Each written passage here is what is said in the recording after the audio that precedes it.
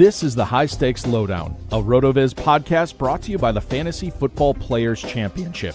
I'm Eric Balkman from the High-Stakes Fantasy Football Hour, the Better Sports Network, and the FFPC. You can connect with me on X at Eric Balkman and the FFPC on X at FFPC. Before we get into the show, I want to remind everyone that you can get a listeners-only 10% discount to RotoViz by using the code RVRadio2025. That's RV Radio 2025. Your subscription gives you unlimited access to all of the RotoViz content and tools, and it supports the podcast channel as well. Now, without further ado, here's the latest episode of the RotoViz High-Stakes Lowdown.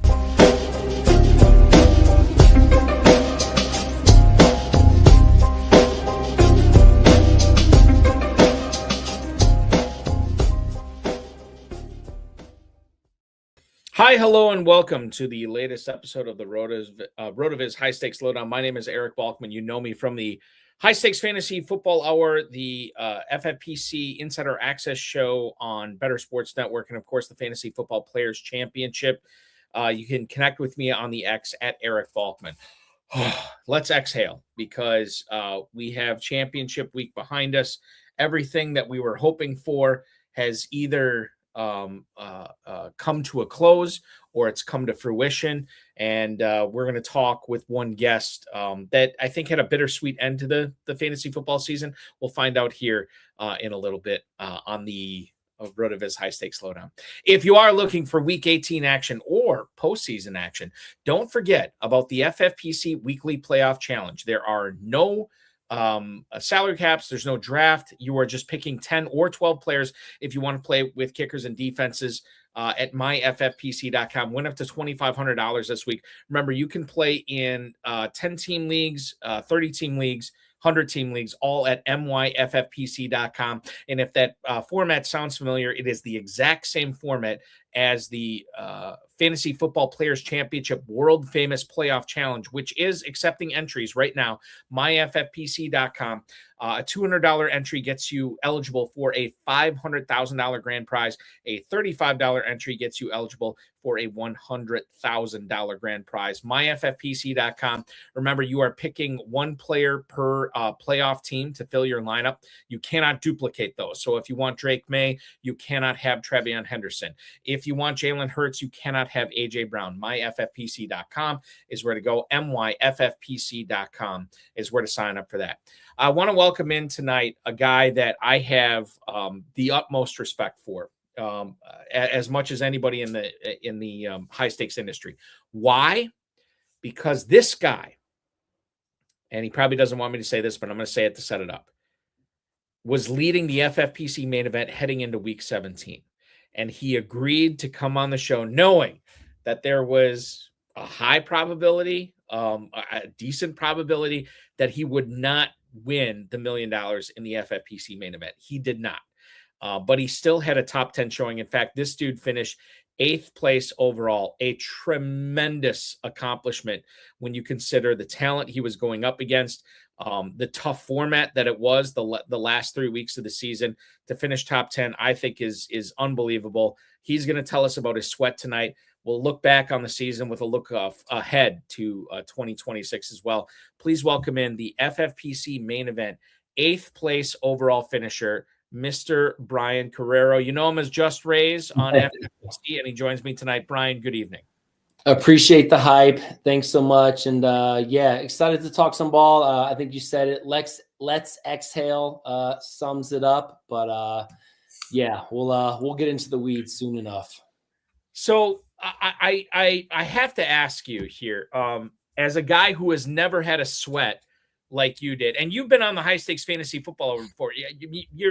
You have never, you know what it's like being up at the top of the leaderboard of these national contests.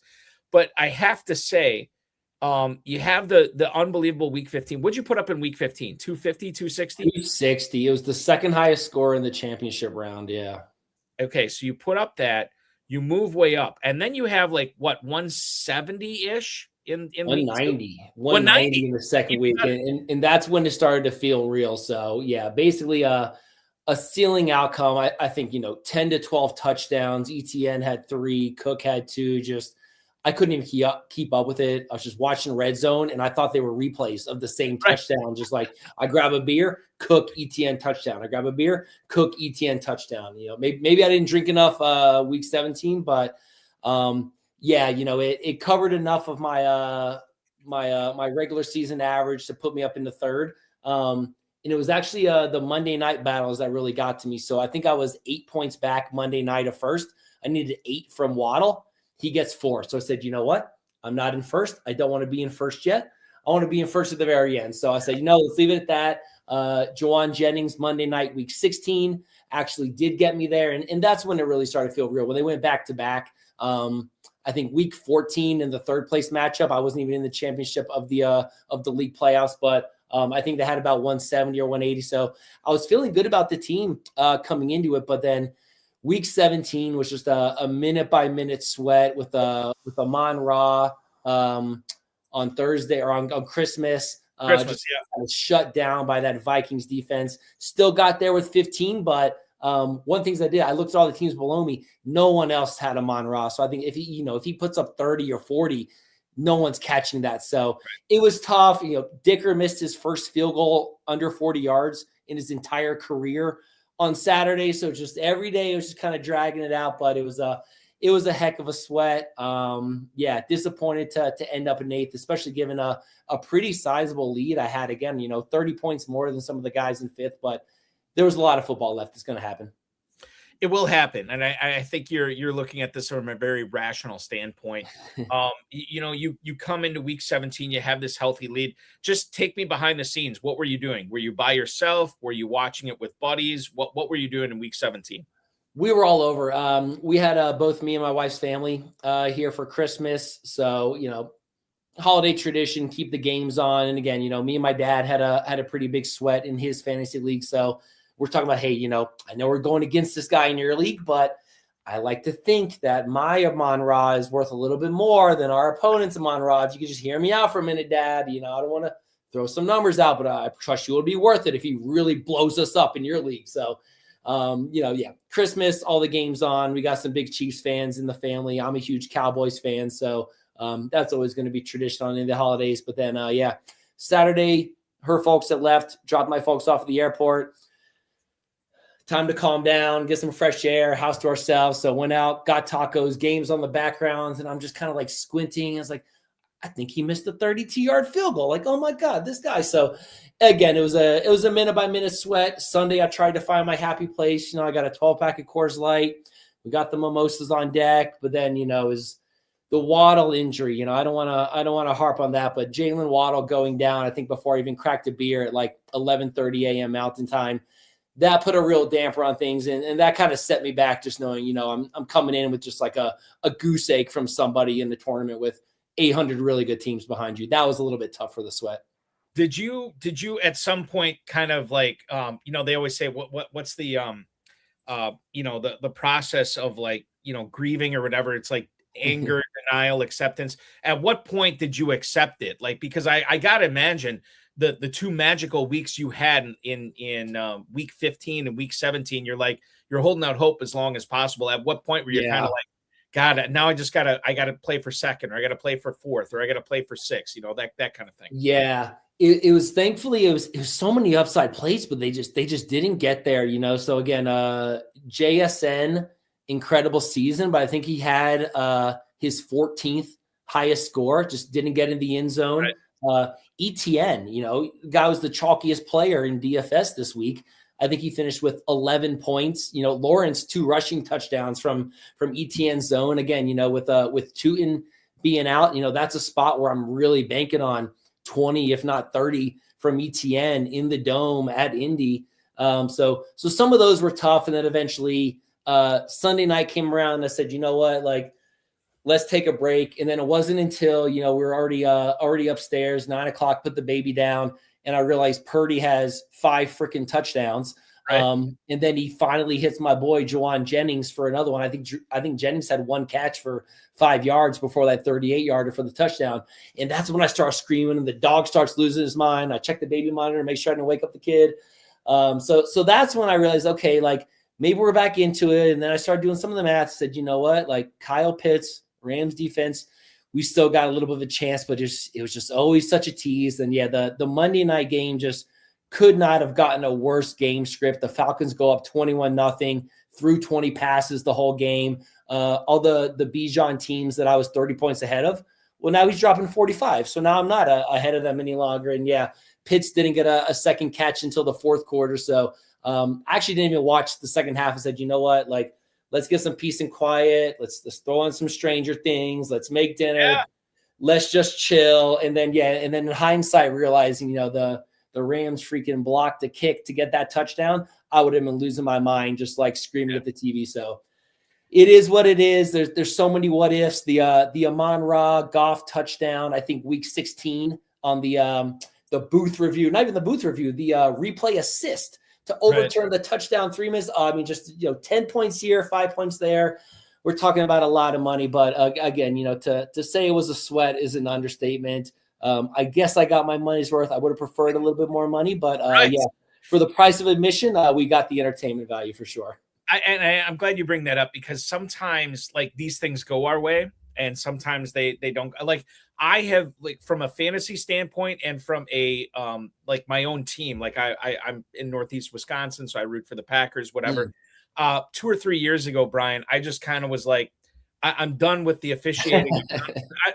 Because it goes both ways, and I'm not going to harp on it. I'm not going to because sometimes it goes my way for fantasy, sometimes it doesn't, and I'm glad that you. It seems like you have a similar standpoint on that. I'm glad you bring up Stranger Things, because now here's the thing. Yeah, because I will be ending.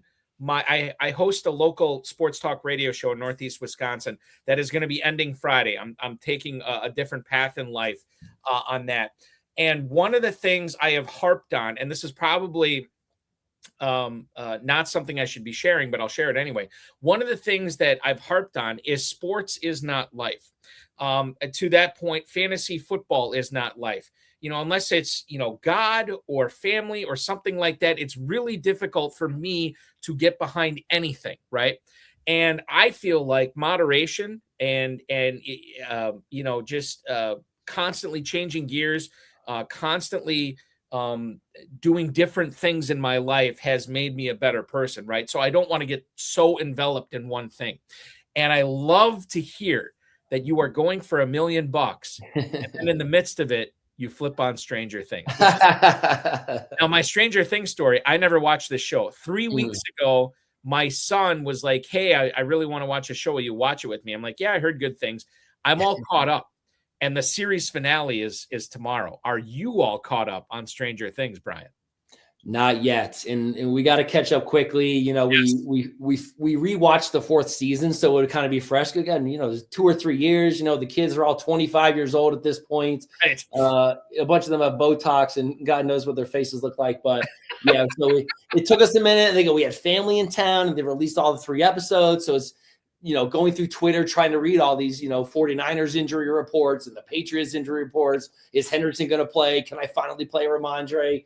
All sorts of stuff like that. Just like, don't, careful. And it's like Tom Brady, they're using his face to kind of make fun of 11 in the show. So I get like, this is football. Nope. Stay focused.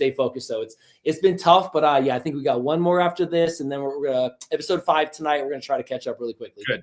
Well, listen, I have been thoroughly entertained by this show, and I'm very excited to see what happens tomorrow night at 8 p.m. Eastern.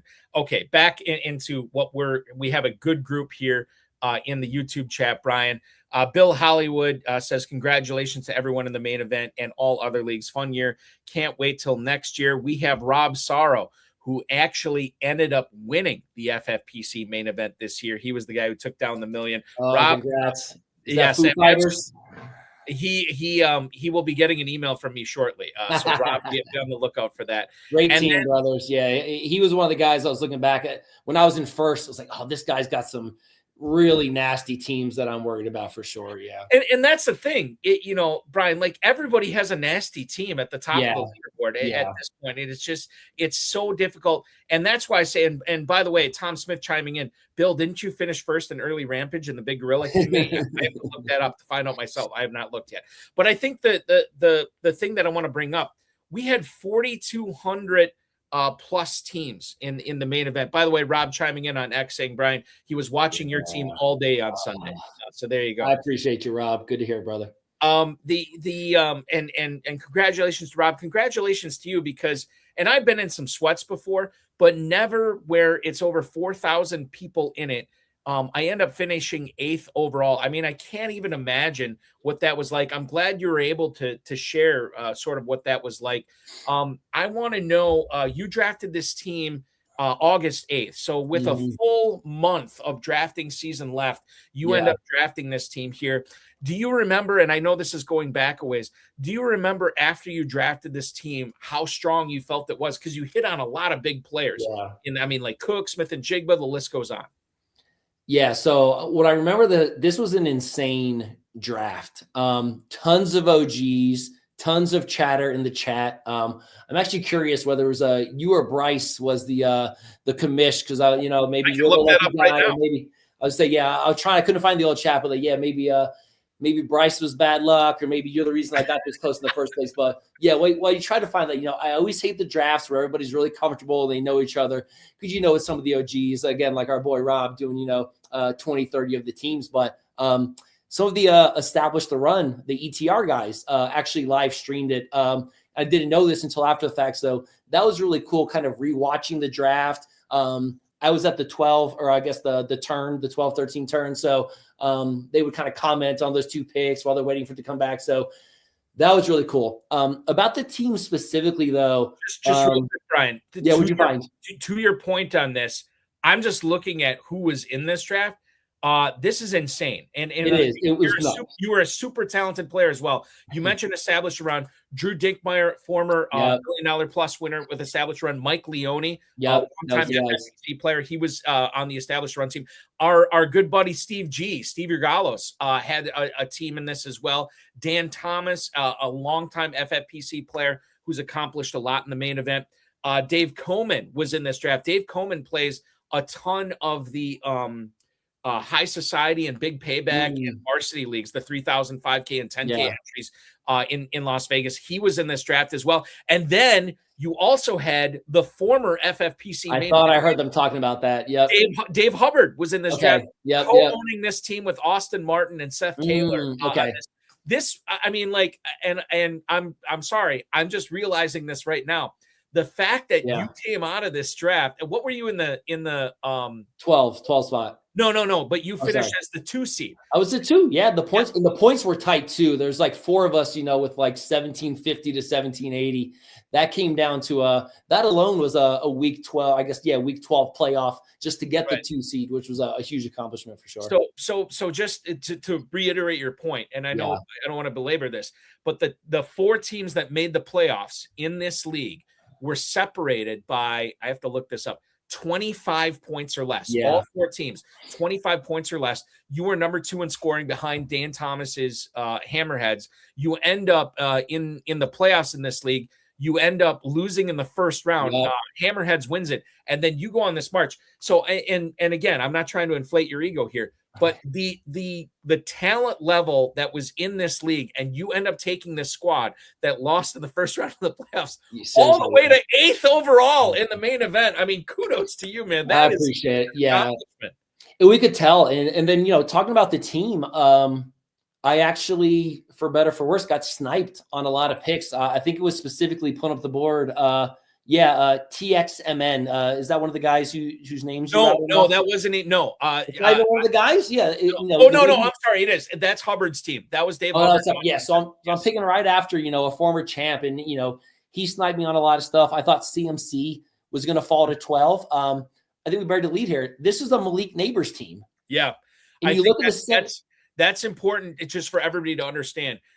Brian had this team in first place overall heading into the final week when his overall pick was Malik Neighbors. So this whole narrative of like, oh, you can't win your fantasy draft in the first round, but you I think you have disavowed that notion right there. Again, the ego. But yeah, I mean, it was tough looking at the 7 teams above me, and all 7 of them had either McCaffrey, McBride, or Bijan. And it was like, you take away those 7 players, and they're not even close. I might have smoked them there, but yeah. So feeling really good about the team. Some things I really loved. At the turn, just Neighbors and Amon Ra, really love that. This was my only Smith and Jigba team. Getting him at the end of the third round, I don't think people priced him correctly. I certainly didn't. He probably should have been going late second. So kind of like, almost being forced into him at that spot felt really good. James Cook is my first running back. Again, it's the Bills. It was the first Bills player off the board at that point, RB17. That felt really good. And then again at the turn, Jalen Waddle as my my wide receiver 4. Again, just thinking about the upside. Again, don't get me started on Waddle. Got the nut run out. Tyreek Hill goes down for the whole year, but they just couldn't get it right. So I was feeling really good about this team. I was definitely anxious about QB. QB was something I could not get right at the 12-13 turn. Having so many players go back and forth. Justin Fields was actually something that I thought Hubbard sniped me on. And then I just kind of, took a Ray Davis handcuff instead. Jared Goff was someone I had a ton of confidence in, though. So as soon as I got Amon Ra, and again, thinking back to last playoff year, I think he had the 400-yard, 5-touchdown game. I had no problem getting Jared Goff as a late round QB pick there. Obviously wanted to do a little bit more. But again, that was just an area, just stay aggressive. QBs are always going to pop up. You think about Trevor Lawrence. A couple of years ago, I got Dak Prescott, off free agents, and he blew up too. So, wasn't horrible. Tight end was obviously a little weak. We'll talk more about some of the areas I think we could have done a little bit better for sure. The tight end is what I want to talk about here, because I think initially, and I don't know how you felt about McCarthy. I mean, obviously McCarthy wasn't on this team for you. I don't know if you drafted him anywhere, but I felt like I was missing out on JJ McCarthy during drafting season. I felt like I did not have enough of him. And to that end, I should be drafting Jefferson and Addison and Hawkinson, all the sons in Minnesota. Yeah. So you end up getting Hawkinson as the 7th tight end off the board in round 6. You look at some of the guys that went after that. I don't know how many difference makers there were. Obviously, Tucker Kraft early, but then you wouldn't have had him for the stretch run. Colston Loveland after that in the 8th round, but he really wasn't a difference maker until the very end. I guess you could make a case for Jake Ferguson, Dallas Goedert, whatever. Yeah. But you did hit on Kyle Pitts in round 10. So it's like I know you probably wish you would have done something different with that 601 pick. But hitting on Pitts, I mean, that was a big win for your tight end squad. Yeah, Hawkinson was tough. And I've been trying to think about this from what do we do in the future? And this feels like he may have been in a little bit of the quote unquote tight end dead zone. What I did really like, though, is just kind of seeing some of the games to end last year where coming off an injury, they were moving him around all over the field. He was, catching the ball, slashing across the field. He looked good. I forget if the Achilles injury was 2 years ago. So then last year he was supposed to, miss a bunch of time in the early season, but either way, Joe, I just kind of thought that, he looked good. He could still get to that, 7 catches, 90 yards upside. And again, with the tight end premium, having to go another 22 spots without getting a tight end, obviously Kraft, right before my 7th round pick, really sharp pick by Hubbard there. But you look at the guys after that. Ingram didn't do much. Andrews didn't do much. And Njoku got outpaced by Fannin really fast. And then finally Tucker Kraft. So you don't want to be taking your first tight end in round 8. And then also with Kyle Pitts, I actually got sniped on Dalton Kincaid, who's somebody I want to, God bless you. I appreciate you. Thank you for the favor. I mean, geez, we're talking about another 50 points there. I don't want to talk about what that would have done to the limited payout I was able to sneak out already. But was really hoping for Kincaid there. I think another person that if we draft for next year right now, get you some Dalton Kincaid, maybe some Keon Coleman or whatever. But he just feels like he's maybe the next Kyle Pitts kind of breakout there. So I don't see the asterisk on the draft board, so I clearly didn't time out, but I think I ran that one all the way down to the last second there. And ironically, I think that was actually between Justin Fields and Kyle Pitts, and then Justin Fields got taken 1 pick before me the next round, and that would have changed the entire course of it. So just to reiterate here, and we'll get into more, or maybe we'll get into this again. But you were looking at Kincaid. Hubbard takes him at the 9-11. Yeah. You settle for Travis Etienne, who obviously had a banner year. And then because you wanted a tight end there, you go Kyle Pitts, who obviously blew up for you in week 15. Man, sometimes fantasy just comes down to stuff like this. And oh, by the way, if you look at that 11-12 turn there for Brian and David Hubbard goes with Kincaid and Spears, and you get Etienne and Pitts. I mean, that worked out. Etienne, yeah, and I know this is one of the things we want to talk about, but yeah, I mean, just that Jacksonville backfield and kind of banking on the Liam Cohen resurgence, kind of like what they did for Tampa, just get you some pieces there. So, you know, I wasn't sold on Etienne. Conveniently, the 3 best leagues I had all had Etienne. I had plenty of teams with Tootin. I had plenty of teams with Bigsby. I had some teams with both. The ETR guys took both Bigsby and Tootin in this draft, so I felt good about that kind of strategy there. But yeah, for the first Jacksonville running back to go at 108 RB 37. Guy's been with the team, knows the system. You know, why not? So was really excited to see that work out. So I want to reiterate, and you said this before, but I just want to clarify it. You did not think this team was necessarily special until what, week 13, week 14, you said? Oh, no. Week 2. Week 2. You thought it was special way back then. I had to go back and check. So there was I think I did 7 main event teams. And I didn't get a single pick in the top 4. I think it was like 5, 6, 7, 9, 11, or 12 or something. So I was constantly picking the end of the draft. It was a lot of the same players. So unfortunately, I had a lot of Malik Neighbors. The team I liked the most actually was another James Cook, Malik Neighbors team that had Brian Thomas, Garrett Wilson started off so strong, and it had Tyler Warren. So there I had, you know, potential tight end 1, tight end 2 kind of locked up. So this was actually not even my favorite team, but in week 2, they put up 208 points. It was like 40 from Amon-Ra. It was the Malik Neighbors game against Dallas where he dropped, I think he went for like 9, 160 and 2 or something like that. And that's when it was really starting to come together for me. Goff had 5 touchdowns. 3 of them went to Amon-Ra.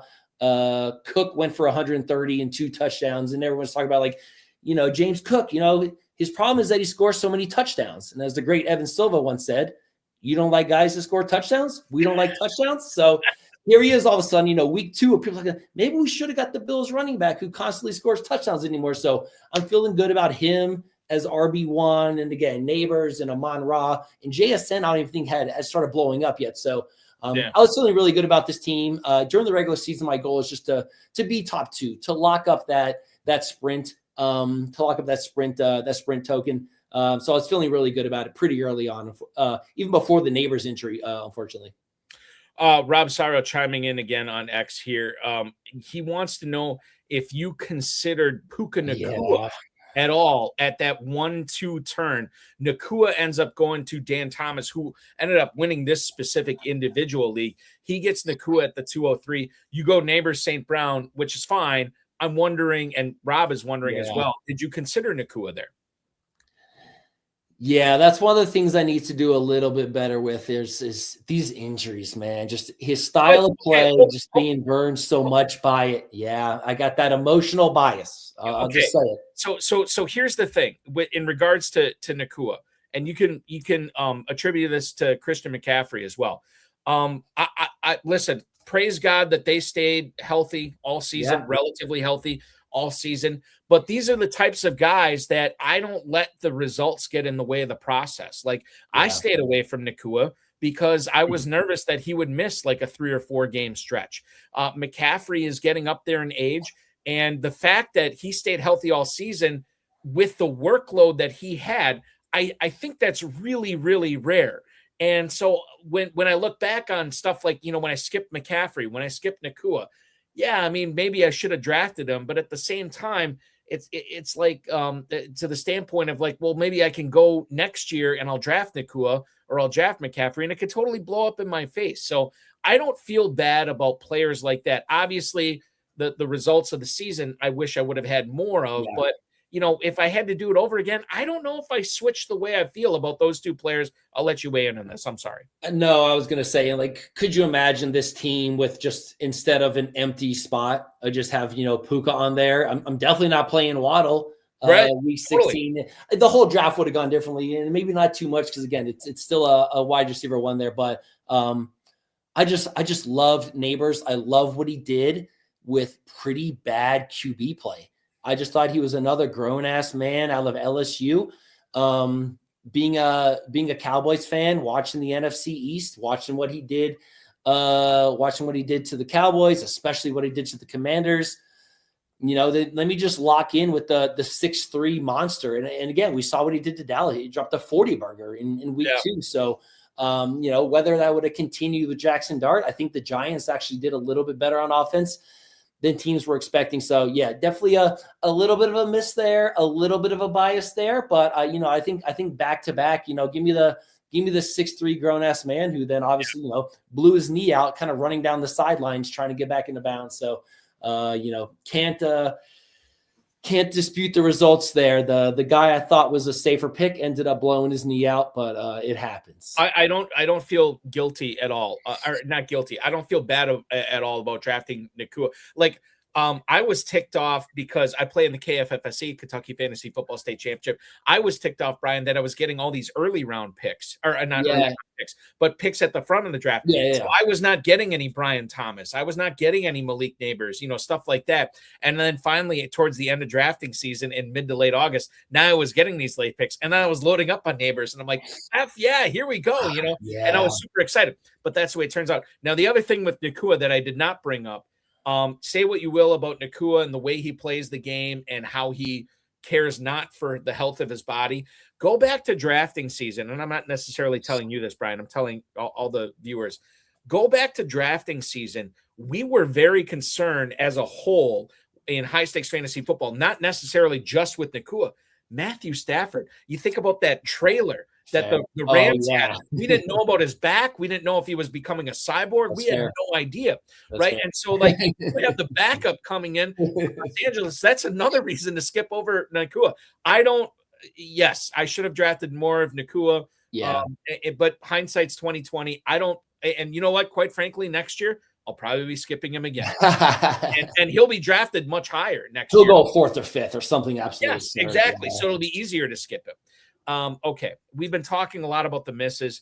Is there one, and it doesn't have to necessarily be this draft, Brian, but is there one player, one pick? I know you've alluded to some of them here. One player, one pick that you were close to not picking, but ended up going with that player, and it ended up working out. I think about players like Jackson Smith and Jigba, James Cook, Travis Etienne, Kyle Pitts, those types of players. Were any of those where you're like, I don't know if I'm going to go, and then you go with the correct player there that ended up working out for you? Were there any like that in this draft or one of your other leagues? Yeah, this one was kind of clean. Like, if anything, I think I maybe I got stuck taking a little bit of too much value instead of just like the pure upside picks, which again it's so hard to forecast what the 22 sharp drafters after you were going to do. But yeah, as far as this one went, I felt really good about this one. Again, maybe the reach on the tight end. Obviously, Jawan Jennings, he didn't get the targets that I was hoping for. I think that was a guy I had a good amount of. Obviously he was going a few rounds after Pearsall, but that was a guy. Just look at the box scores. He's getting 10 targets 4 or 5 games last year. He had one absolutely nuclear game where I think he got 3 touchdowns. Turned into a little bit of a Chris Carter. All he does is catch touchdowns this year. Again, some really huge ones, 3-4 catches a game, but still getting in the end zone. I think he had 8 touchdowns over the last 8 games. So those were some good ones where I said, let's just trust the process. Let me just take the guys who could turn out to get just a ton of usage, like Tony Pollard, Jennings, Etienne. It was really cool watching the established the run draft, the stream, because they basically would comment, and at the beginning they said, really good hero RB start. But then when I started kind of going Pollard, Jennings, Etienne, Pitts, Ramadre, Jonnu Smith, they said it was a little bit of a slappy team. And in hindsight, absolutely slappy. These are all your in-that boys. These are your favorite slapper's favorite slapper kind of teams. Miles Sanders, Rico Dowdle, they quoted as double dusty. You get one dusty player, one upside player, but I went double dusty on that one. Obviously, Rico Dowdle could have been a league winner if Carolina, again, shout out Evan Silva, assumptions of rational coaching, they're going to play the best players. But yeah, that was another tough one that just didn't get the right run out. But yeah, this team, it was just kind of tough. Again, when you have the 2 picks back to back, you can kind of play it safe and say, like, I want to target this area. Let me just take 2 shots at the same kind of thing. So, yeah, this was one I think, wasn't as aggressive on the upside or definitely on the younger players. But I think a lot of that was baked into the wide receiver start going Neighbors, Amon-Ra, JSN. Like, that's who I'm banking on. I'm banking on these wide receivers that are 22 to 26 years old, just blowing up, getting 15 targets a game. So let's just fill in some kind of like reliable usage, especially a running back down the line. I want to get into some individual players here today with you, Brian, and one of the players that I wasn't fading, I wasn't targeting. I just grabbed him when I could, and I want to know if that's the case with you. Jackson Smith-Njigba was wide receiver 16 in this draft. You drafted him at 312. I noticed in your teams in 2025, this was far from the only team you had Smith-Njigba on. Was he a target? What did we miss on? Why? Because, I mean, this guy could be going top 3 or top 5 in drafts next year. What did we miss on here on Smith-Njigba that you saw? No, and I think I hit on him a lot more maybe in some of like the best ball drafts. As far as like the main event ones, this is my only JSN share. And even in my home leagues, this is my only JSN share. What was really tough was that I had a lot of McConkey. Oh, yeah. Especially early in the third, late in the second. I mean, just completely burned there. I think I sold out on myself there too. So to quote Chris Collinsworth, here's a guy who put up 350 yards in the Rose Bowl on 16 or 18 catches. And I think I soured on him a little bit because he was insanely hyped as a rookie. They're drafting him as, he's going to be a league winner with Tyler Lockett and DK Metcalf. And obviously he's just really crowded. I think that's one of the areas that I kind of struggle with it, especially when they're expecting this rookie to kind of take over some of the guys who know the offense, know the coaches. Again, assumptions of rational coaching. Like, when those guys have been there for a while, like, they're going to get more usage whether they should or not. So that definitely hurt me a little bit. But this was just kind of easy. Having him fall all the way to 36 was just kind of a no-brainer. So kind of just got lucky with that one, but I definitely missed on taking him a little bit earlier. And when you kind of break down like what that target share was going to look like, I think a lot of people were maybe shy of Sam Darnold. Go back a year. Oh, yeah. Justin Jefferson had a phenomenal year with Sam Darnold. If anything, we should be praising Sam Darnold. We should be chasing Sam Darnold receivers. So I think that was a little tough. And again, just kind of like decoupling the two and thinking like, oh, Sam Darnold, only receiver, they're going to over-focus on him. Like, I think we just got, some fancy play syndrome there for sure. I think the other thing too is Kevin O'Connell, the quote unquote quarterback whisperer in Minnesota. Yeah. You had that, and like I was in this. I'm like, God, I think Darnold's going to be okay in Seattle, but I don't know. I mean, Mike McDonald is a guy. I don't know. And you had Clint Kubiak coming in, who's a big run guru. I had some questions there as well. But you hit on Smith-Njigba, and congratulations on that. That was great. Another player, and this guy I definitely was fading. In fact, Brian, I was texting with I was in a private dynasty league, and I was texting with the guy. It was me and him in the championship, and I ended up sweating out Nakua last night against me, and I won the whole thing. And I was very happy, and we were texting back and forth, me and the guy who was the runner-up, and he said I should have taken that James Cook trade. And I'm like, what the hell are you talking about? And apparently I had James Cook, and apparently I offered him to this guy who was the runner-up in the league. I said, you can have James Cook for your first rounder next year, and he's a pretty good team. So it would have been a late first-round pick. Clearly would have been the 112 vote, have made the deal. And I'm like, I don't even remember offering him that. I sat and I thought about it. I'm like, God, I was so down on Cook this year because of regression in the mean, the fact that everything seemed to break right from James Cook in 2024. I think I had him I did like 41 drafts this year. I think I had him in 2 drafts. I was so down on him this year. And I know there are people out there that there's two types of people who had James Cook. either they were just scooping him up because like, well, I got to take him here.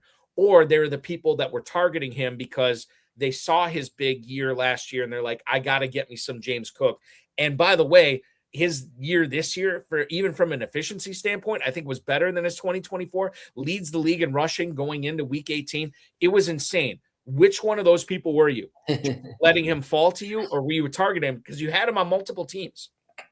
No, so that was the guy I actually did. I ended up with a lot of, and I think there's a little bit of that just being, a huge 0/hero RB guy and just trying to get those elite wide receivers.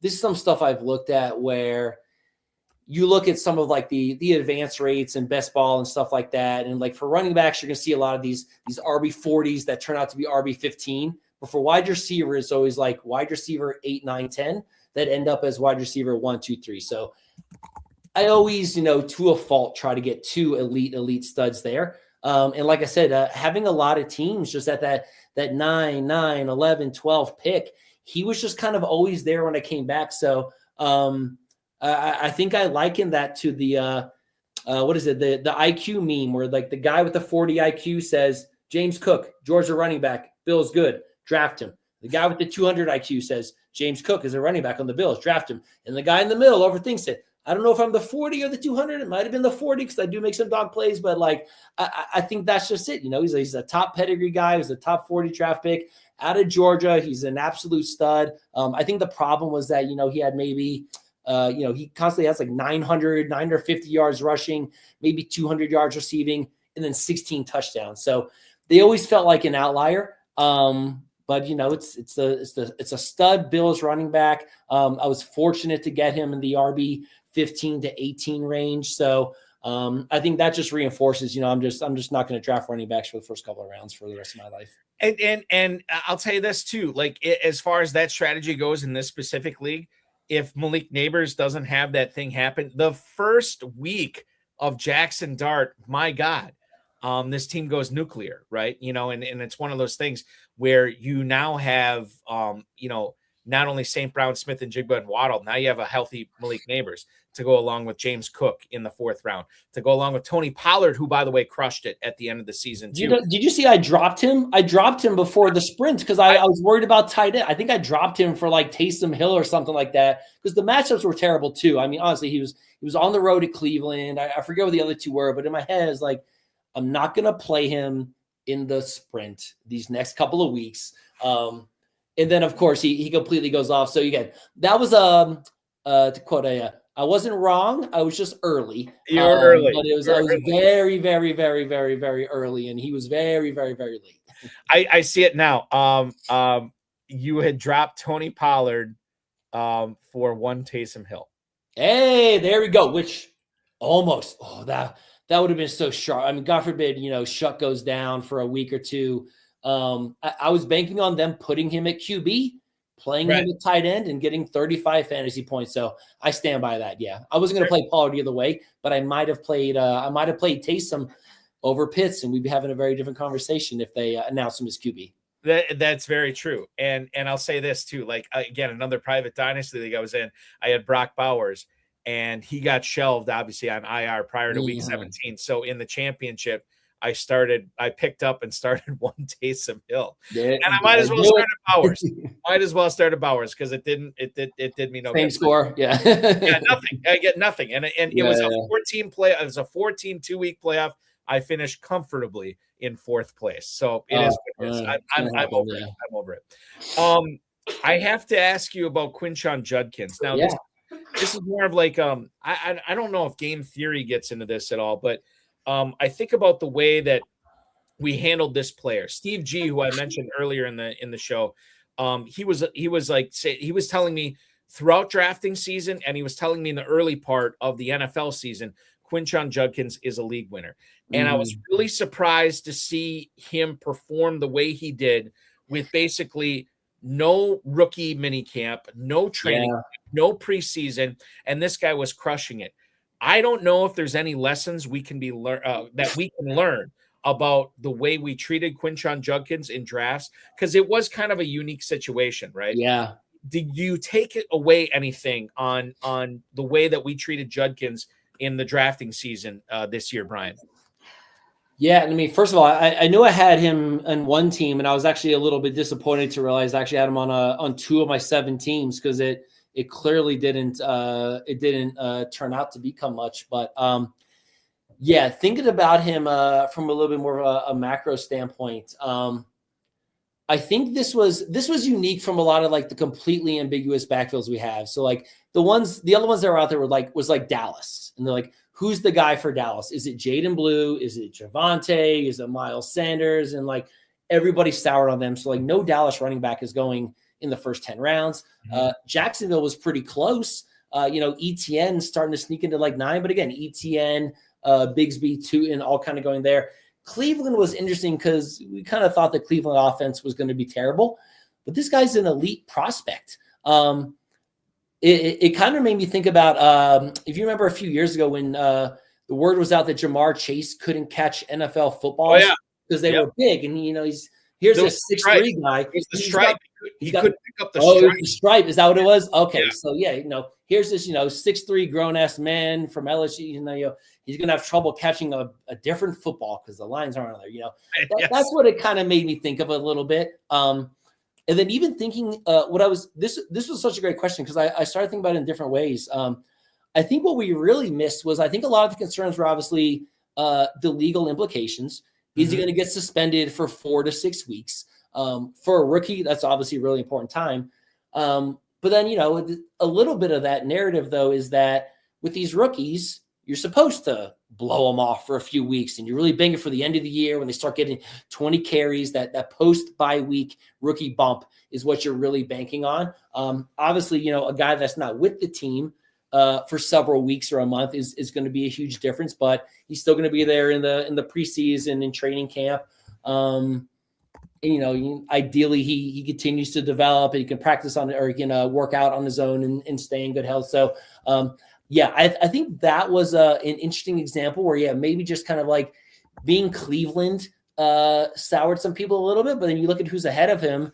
Dylan Sampson, draft you some Dylan Sampson, get in there, especially for the passing upside that we think a lot of them had. Jerome Ford, he'll have a good game every now and then in the later end of the season, but he's not going to necessarily be a league winner. So I think that's just a good example on where just kind of like the situation, and again, maybe just kind of like over prioritizing the early season risk.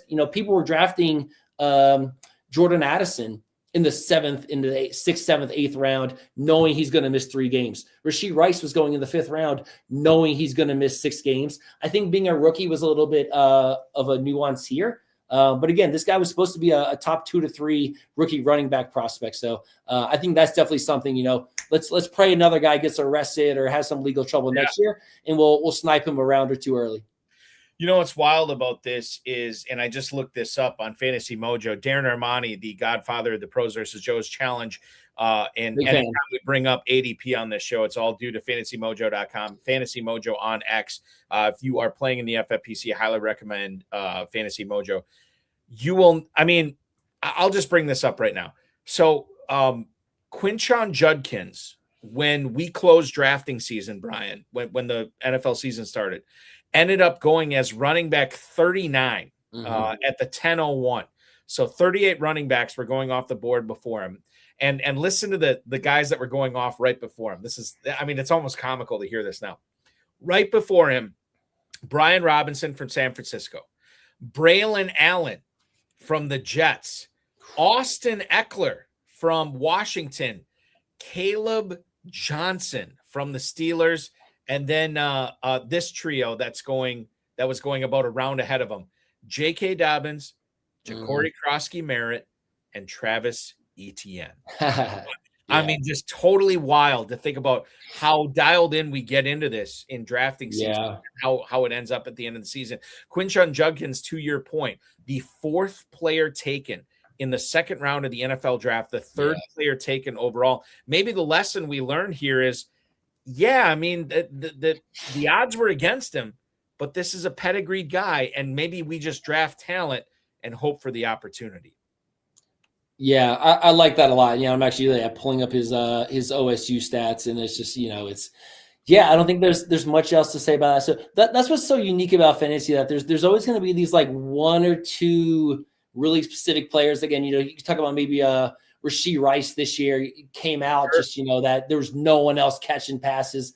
The people that Mahomes put on early on the year, Tyquan Thornton come out of nowhere for all these bombs. Like Rashee Rice, if he stays healthy, could have been an absolute league winner. And then you're thinking about like, well, next year, I'll handle guys with 6-week suspensions a little bit differently, but they're always so nuanced. So you don't know where it's going to come there. And that's where I think the tiebreaker here is guys being drafted in the 10th round. Again, to quote the ship chasing guys, like you got to draft guys to drop at some point, like True. why not take a shot on a rookie who again is allegedly a top 3 to 4 prospect. And I think that's something I've learned over the years, maybe not necessarily in the 10th round, but like the last third of drafts, like I am shooting for the moon. And then, when these guys don't pan out week 1, week 2, week 3, or whatever it is, then you got to be shooting for the moon on the waiver wire, which I did not do enough this year, Brian. I don't know how you feel about it, but I feel like I was never bidding enough, and I ended up with too much money left on not all my teams, but a significant amount. I'm definitely getting, that's one of my 2026 fantasy football New Year's resolutions. I'm going to be more aggressive on the waiver wire than I have been, because I think it was a detriment to me this year. Do you find yourself being dissatisfied, satisfied, oversatisfied with the way you handle the waiver wire every year? Yeah, I was actually really impressed with the winning bids. The players necessarily didn't blow me away, and the outcomes weren't there. But I think I try to subscribe to just hashtag get your guys, and that's what's kind of cool doing a few of these. Again, I was in 7 of the main events this year. You try to balance a little bit based on what your team need is. So you're not trying to get everybody like you.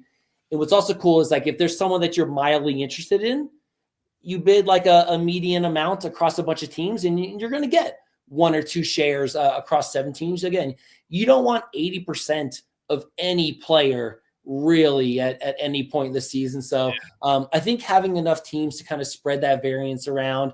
And again, just kind of like looking at the number, being like, is $75 enough? It's like, no, make it 92. No, like make it 105. No, make it 160. Like let's get this guy.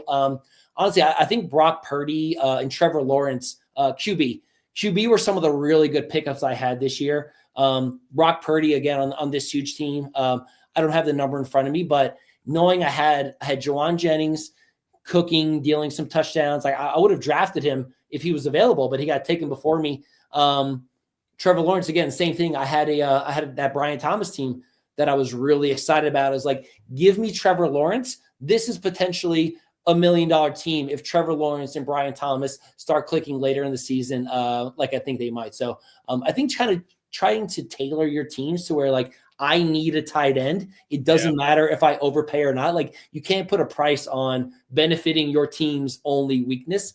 I think that's really helped me out get a lot of the guys I want, where the guys do what I want them to do. I chased a lot of Darius Slayton. Again, he makes big plays at times. He's not going to get 14 targets, but I won some good money with a Tyrod Taylor, Darius Slayton stack a couple years ago, and especially with the Malik Neighbors going down. That was the guy, just give me Slayton, give me the next man up. So I was happy with how I got some of the players, but something, we'll touch on this later. I know one thing we'll talk about is like some learnings in the game theory from this year, but I think some of those just like the one and done injury, the running backs that come in and get the bell cow role, I think we're starting to see a lot less of that just because there aren't as many of those pure bell cow roles to begin with. So it's kind of devaluing a little bit of that, like, bid $700, bid 90% of your fab. Was Mike Davis when CMC went down for Carolina several years ago. Like, I don't know if those guys exist. I know a lot of people made a ton of money with Michael Wilson this year, but that's kind of how I try to approach that. Evan Silva regarding Darius Slayton. I remember Silva towards the end of drafting season was super on Darius Slayton. He said he was drafting him everywhere. And I ended up taking him as like my wide receiver 6, wide receiver 7, wide receiver 8 in so many drafts. And for a few weeks, it panned out. It just, it was the Wan'Dale Robinson show after Yeah. Which happens. I mean, like, it's fine. Like, sometimes things work out that way. I mentioned Travis Etienne earlier, and you had touched on this, and I want to get back into it. Do you remember? Well, I mean, I don't even know, Brian. Are you a dynasty player at all, or no?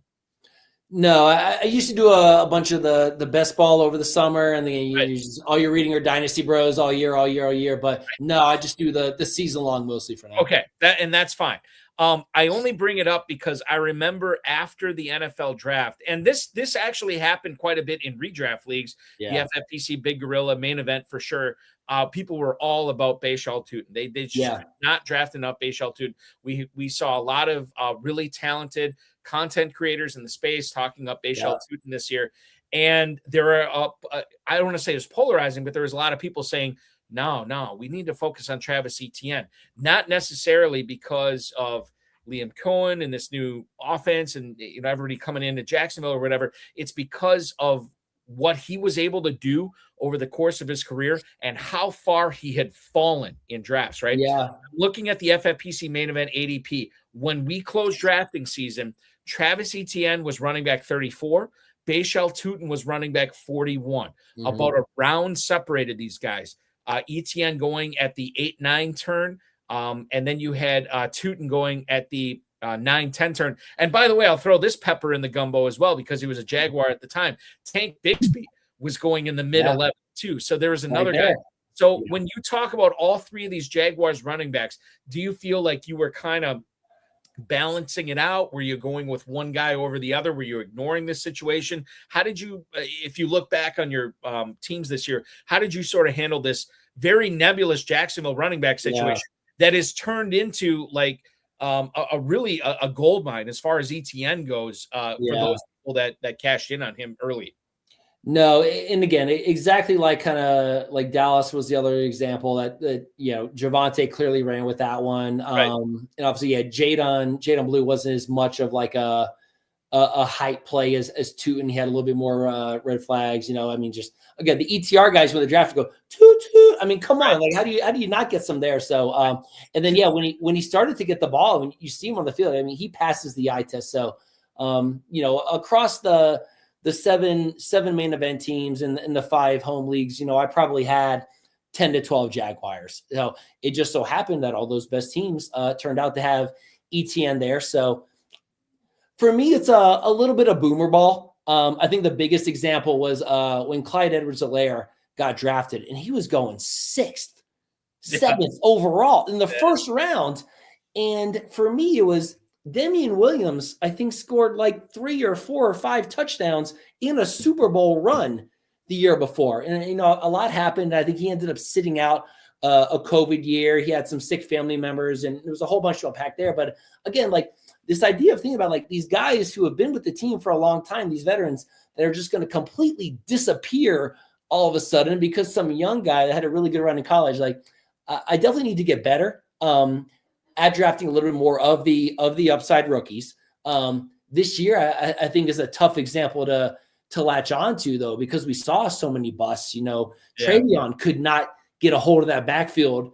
And then even after showing how good he can be when Ramondre goes out, lost 50% of the touches. Amarian Hampton may have been getting outplayed by Najee Harris to start the year. Najee looked fresher and sharper. There's just so many examples like that where, even RJ Harvey, it took him a while, but, maybe if J.K. Dobbins stays healthy, he's not catching a lot of these passes in the end zone that are costing me money from some of these top 18. So that's definitely something I need to get a little bit better at, and having patience for some of these rookies. But at the same time, I think we kind of just assume that like these teams and these relationships that have been built up over time are just going to kind of get completely thrown out the window. So I think that's an area, again, I drafted a lot of these quote unquote slappy boomer ball players. But honestly, if I played more of them, if I played for Madre in week 17, we'd be having a very different conversation. So I think diversifying, I think being mindful of some of that stuff, not stacking ETN and Tutin, maybe getting a little Tutin and Tank Bigsby here and there, committing to one, committing to the other. Like, I think that helps having a few teams where you can diversify. I think you make a lot of good points there when it comes to that, as far as not only the Jaguars running backs, but just, high stakes fantasy football drafts approach in general. We've touched on this throughout the show, and I want to hammer down on this.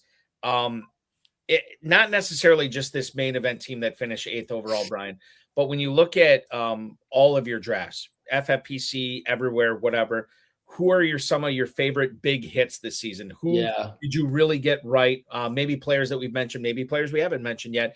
And then who do you think your biggest miss was this year, or misses? You know, I mean, like I could tell you, I've already mentioned like the James Cook, Puka Nacua, Christian McCaffrey to a certain standpoint. I feel like I should have been heavier on those players. I had pieces of all three of those players. I just wish I would have had more.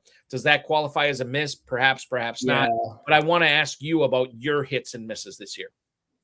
Yeah, obviously, you know, no Puka shares, but again, I stand by it. Who knows what Neighbors would have done this season? Actually had a couple Devontae Adams shares. Again, you know, classic boomer ball, classic, you know, one of my biases there, but Devontae Adams was doing really well there. McConkey obviously burned me, and that was a tough spot where, again, like that might have been a few of the teams where I was drafting maybe 4 to 7 and trying to go double wide receiver or trying not to go running back. Maybe I took Gibbs or Saquon, and then I'm trying to go wide receiver, and just kind of felt like you had to take McConkey in that like late 20 range. He obviously didn't get there. I stand by the situation. I wasn't a big Quentin Johnston truther. When I did the show with you guys 2 years ago, It was a Keenan Allen team that was smoking everybody, and he did not play a single round in the playoffs. That team finished first overall in the regular season, which pays way less than first at the end of the playoffs. So, you know, again, just banking on, hey, Keenan didn't finish the season 2 years ago. He'll be done in 2 years from now. But a little bit more macro. Again, I think I touched on Hawkinson. So I think kind of trying to avoid that, quote unquote, like that tight end dead zone. Mark Andrews just washed, just didn't get there. And, you know, I was trying to blame the car accident at the beginning of last season. And then he's still a touchdown guy, but just, you know, I think Hawkinson, Andrews, just kind of completely whiffing on some of those mid-range, you know what you're getting tight ends that they almost felt like a little bit more of like a value pick. I thought Andrews maybe had one more leg up. I thought both of them kind of could recover from these injuries and have one more leg up. So thinking about tight end a little bit more macro is something I want to be a lot more mindful of. I didn't have any Tucker Kraft. I want to have some more, you know, of those Tucker Kraft-like players. I'm going to have a ton of Dalton Kincaid. He's not going to get drafted high enough, I don't think, next year. Let's load up on some Dalton Kincaid. But Neighbors and the Tyreek injuries were tough. I thought Tyreek was going to have a fine year this year. He was getting drafted, you know, as late as the 4th round, 5th round in some of your home leagues. I thought he was going to get there, but he was a little bit hurt. On the flip side, I think late round QB, it could not have gone better this year. Like you just think about it, maybe Josh Allen kind of got there, but Lamar, huge flop. Jalen Hurts, again, I haven't followed his stats too closely, but like he wasn't putting out any of those like breakout games, I don't think. Mahomes kind of snuck up in there because Mahomes started rushing all of a sudden. That was the only reason I didn't draft Mahomes. It was like he has no receivers to throw to. Yeah. But I mean, just real quick, Jaden Daniels, Joe Burrow, two quarterbacks that were drafted high. One of my worst teams was the Jaden Daniels team. Again, you just kind of keep going down there. So then like of my 3 best teams, 2 of them were Dak and ETN teams. Dak finished QB5. Yeah, I don't think Dak was getting drafted high enough with CeeDee Lamb and Pickens and Ferguson. The defense supposed to be falling to pieces. But then, yeah, you know, Goff and Purdy were basically the playoff nuts for this main event team. So if anything, like I felt really good about the way that manifested. Again, Trevor Lawrence took a while. I think there's some teams where I literally drafted Lawrence, dropped him, and then bid 20% fab to get him back and kind of, you know, make up for it. And he obviously got there, sniped or vultured a couple touchdowns from ETN to end the season. So I think late round QB was really good. I just maybe wish I would have hit on some of those guys that, you know, you're passing on or that you're passing on QB to get a little bit later. Confirmed on the late round quarterback. I just want to run over this with you. And this is more for the viewers because you already know this, Brian. In the FFPC main event, when we stopped drafting this year, this was I'm not going to read the ADPs, but just where these quarterbacks are drafted. Lamar Jackson, QB1. Jaden Daniels, QB3. Joe Burrow, QB5. Baker Mayfield, QB8. Yeah. Then we flip it, right? Oh, Kyler Murray, I'll throw in him at QB9 or QB10, excuse me. But then we flip it. QB11, Dak Prescott. QB12, Drake May. QB13, Brock Purdy. QB15, Caleb Williams. QB16, Trevor Lawrence. And say what you will about this guy, but he helped you in leagues this year at certain points of the year. QB17, Jared Goff. Yeah. And then QB24, Jackson Quirinius Dart. That's not his middle name, but I just felt like so yeah, I think late round quarterback was huge this year. And then did you feel like, I don't know how you feel about this, and if I'm stepping on your toes and you disagree with me, that's fine. I feel like I heard from fantasy pundits every single year, oh, this is the worst year for injuries. I've never seen anything like this before. This is insane. And I look at this year and I'm just kind of like, yeah, the injuries were bad. The injuries are bad every year. I didn't feel like this was a worse year for injuries than years past. And I'll also say this too. I think, and listen, I think zero RB is a viable strategy. Depending upon how the draft falls to you. I never go into a draft saying I'm going to go zero RB here, but I think sometimes the draft dictates that you do it. And there are people be pointing to this year, and I think validly that this was not a great zero RB year for the second straight year in a row. Yeah. A lot of running backs, early round running backs, stay healthy for the majority of the season.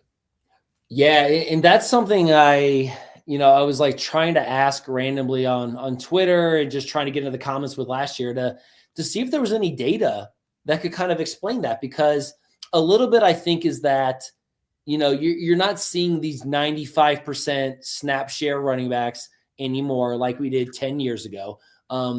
So are they not getting injured because we're spreading it out? Is it variance? But again, just pulling up a draft board like Bijan, Gibbs, McCaffrey, Barkley, Genty, Achane, Henry, Jacobs, none of them had really bad injuries. Bucky Irving, he was gone for a good 8 weeks. I had a Bucky Irving team. Chase Brown, Jonathan Taylor, Amarian Hampton had a pretty lengthy injury, but again, not season-ending. Kyron Williams, Henderson, Cook, we just rattled off the top 15 running backs, and not a single one of them, nobody blew out their knee in the preseason. No. Nobody blew out their knee in week 2 to kind of set up a little bit of this zero RB where you're getting these bell cows in the 10th round. So thinking about, just kind of like strategy moving forward, I think we got to ask ourselves, are the top running backs only getting 70 to 80% of the usage like they used to? And is that really making all of the difference? Is that, 4-minute break, just sitting out one drive on the sidelines? Like, is that the difference between tearing one ligament when you're not getting a single break at all? I think that's something to definitely be mindful of. So my worst teams were absolutely the ones where I went 0-0 RB, because you used to be able to bank on that and you could throw 80% of your fab on getting a guy in week 2. But, really trying to focus on, you need somebody, you need that anchor to kind of hold the team together. I think that's a big one there. But then as far as injuries go, there's a bunch of stats out there talking about the number of players that have torn an ACL or suffered season-ending injuries, and it's actually down. There's still a couple weeks left, but it's a little bit less. And, it's a lot of that emotional bias. If it's my player, I think this is the worst year ever for injuries because I had a ton of Malik Neighbors and Tyreek Hill. But other than that, though, I think it's definitely something to be mindful of, because you see a lot more teams kind of shifting away from that pure bell cow role. All the anecdotal stats about, like, if you get 300 carries, you're dead next year. Saquon gets 301, he's done. If he gets 298, that's fine. The same thing with like guys weight at the draft combines. If you weigh 201 pounds, you're good. If you weigh 199, you're gonna die. You're gonna get out of here. Yep, you're not drafting you. You're an alien. You're fragile. You're Victor Wembanyama. You're Chet Holmgren. Yeah, those weak, brittle bones. So I think that's going to be tough. But I think there's always going to be those opportunities. I still subscribe a little bit to the anti-fragility of the running back position. I still think it's a lot more dominated by opportunity than pure skill. than some of like the wide receiver and tight end positions. So I think just making sure that you adjust those margins and knowing that like you're not going to get Mike Davis in the 20th round or Mike Davis, your first week waiver run for 99% of your fab that 1 year Christian McCaffrey went down. I think that if you look at the top of the draft board coming into the 2025 season, you had two running backs, running back 1, running back 2, the way they were drafted this year, Bijan Robinson and Jahmyr Gibbs. They both had not 1Bs, but definitely significant 2s in Tyler Algier and David Montgomery. So you look at that like, well, maybe NFL teams are getting smarter. Maybe they know, to your point, maybe taking a couple of plays off saves you from tearing that ACL. I don't make them more explosive. Whether it's both sides too. It's you're healthier and you're faster on like your fourth run. Yeah, absolutely. And then the second half and then the fourth quarter, which you punish people. Yeah, you bring in these heavier guys that again, everyone's complaining of. Remember when people were complaining how Bijan didn't get goal line carries, and then he just said, "Well, what if I score from 95 out?" Right. Yeah, that's a fun time. Yeah. Right. Exactly. Same with Henderson. He's not getting any of the Ramadre goal line carries. Even Sean Tucker vultured a lot of the Bucky Irving love to end the year, but that's why these guys are healthy, because they're losing a 2-yard carry here and there into a bunch of 300-pound men. I think that once again, running back is going to be a fascinating position to focus in on and to draft in 2026 as well. Final question for you tonight, Brian. You have touched on a lot of stuff that you have learned this year as far as drafting, as far as team management, as far as waiver wire bidding. I'll allow you to reutilize an answer to this question that you previously talked about. But what is the biggest lesson you've learned when we talk about high stakes fantasy football, draft strategy, a team building strategy, game theory, when you bring up a certain evaluation of a player, maybe a group of players, or maybe a position, anything else, as we move forward now, and the FFPC will be shifting to best ball drafts here in the next couple of weeks here. What is the biggest lesson that you have taken away from this season?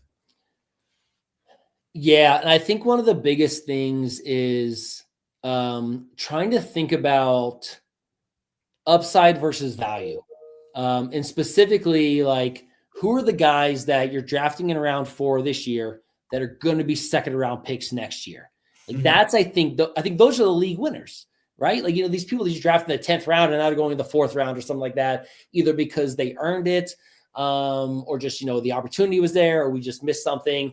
A couple of guys I wrote down when you shared this question with me was AJ Brown. Again, you're drafting him at like currently late 2nd round. That was one of my teams that got smoked. It was a Jahmyr Gibbs, AJ Brown. I forgot who I took in the 3rd, but then I got some Jalen Hurts on the way back. I stacked them, but like, are you drafting AJ Brown for his upside at wide receiver 12? Or are you hoping that he's wide receiver 10? Like, I don't think he's going to all of a sudden be wide receiver 3 on the Eagles. So that's maybe a spot where you're really limiting yourself.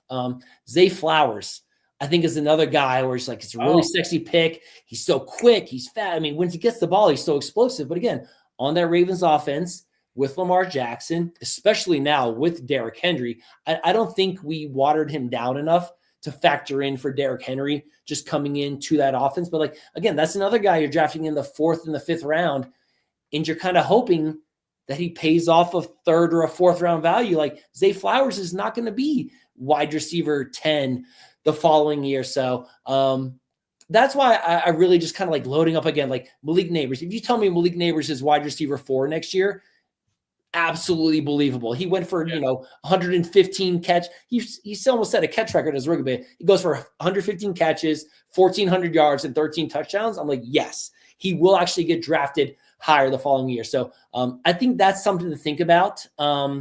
Mid-round hits, or also like reaching on players is the other thing I want to talk about. So whether you're like getting a guy in round 3 or 4 and hoping he pays off round 3 or 4 value versus like waiting for a guy in round 6 or 7 that might pay off 2nd or 3rd round value. I think Chris Olave is a really good example this year. If you took Chris Olave in the 4th round instead of round 6, you're smoking everybody. It doesn't matter if you reached on him 20 picks ahead of ADP. Like, the guys who are going to get there are going to pay off their value.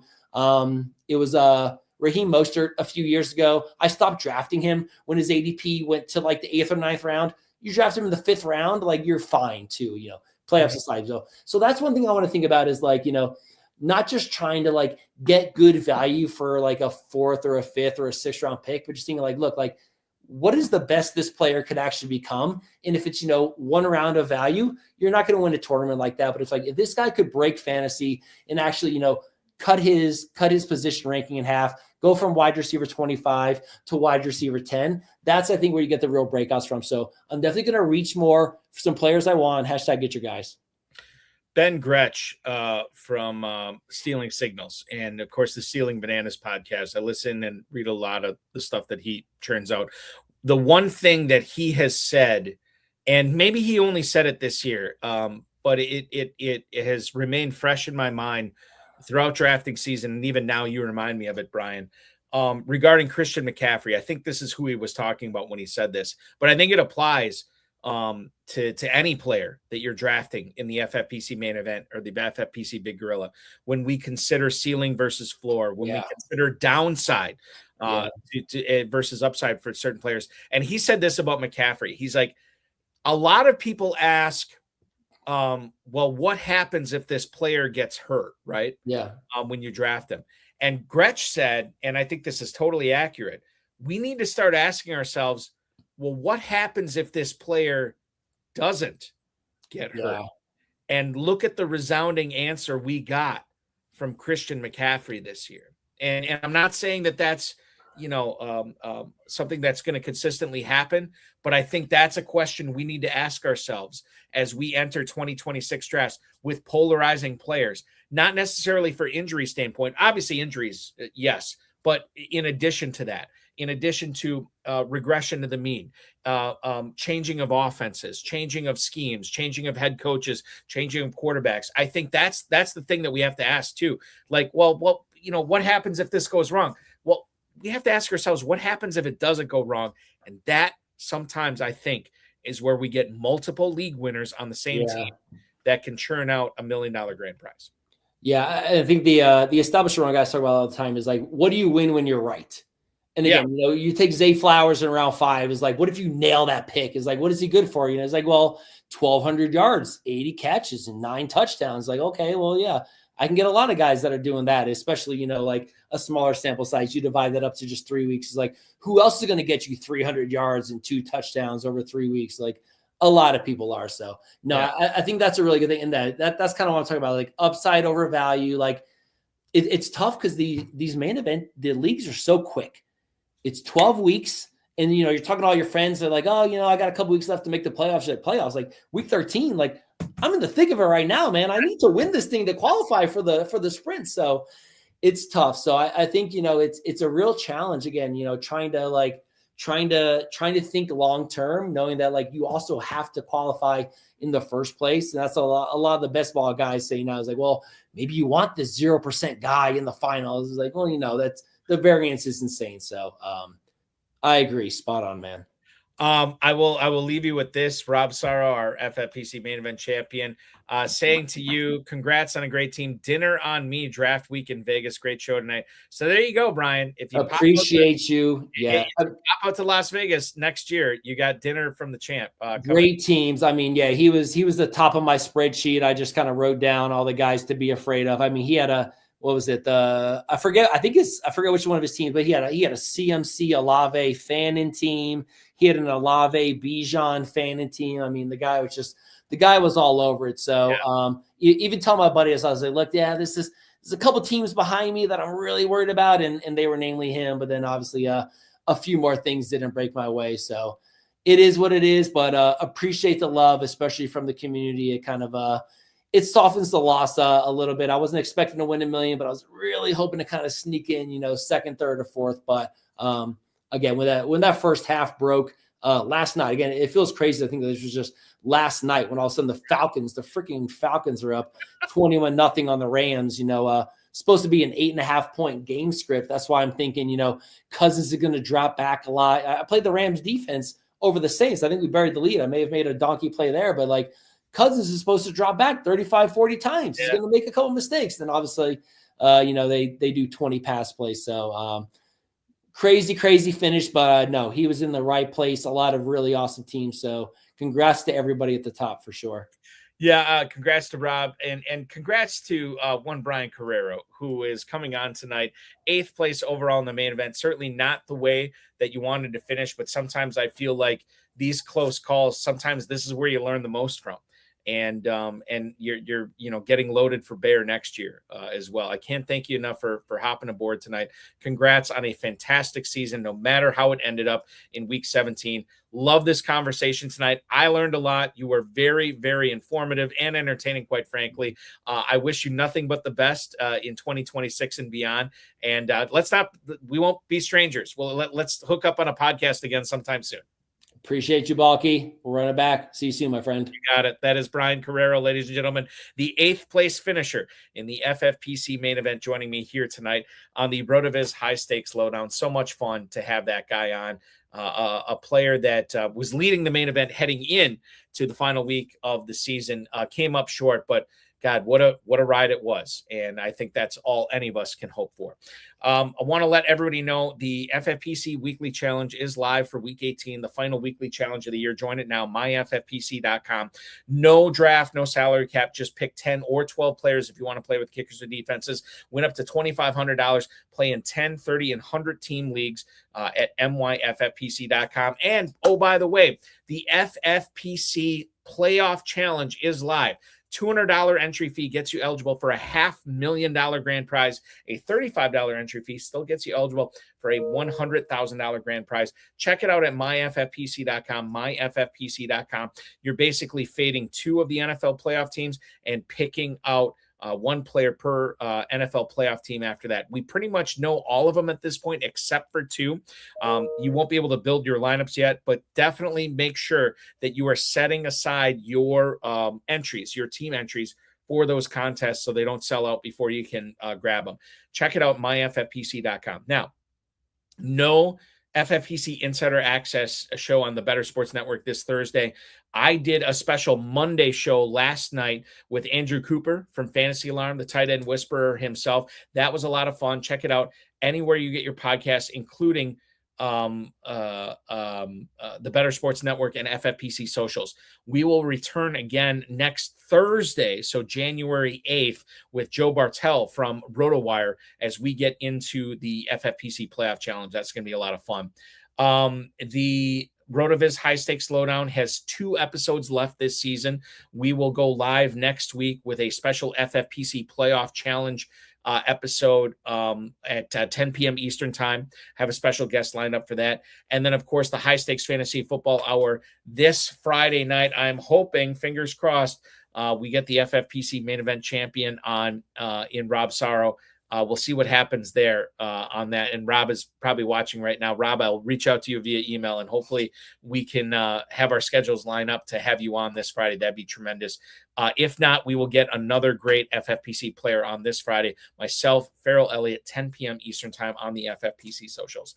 Remember to like this video, subscribe to the channel, comment on the video, share it with your friends, share it with your enemies, and make sure you hit that notification bell so you know when we are going live, which will be this coming Friday at 10 p.m. Eastern time. Thanks so much for watching, everybody. For one Brian Correro, I'm Eric Balkman. This has been the RotoViz High-Stakes Lowdown live on the FFPC network of podcasts here on the FFPC social, Twitter, X, Facebook, and every place you want to watch us, YouTube, so on and so forth. Thanks so much, everybody. Congratulations on a great season, and we will talk with you again this Friday night on the High Stakes Fantasy Football Hour.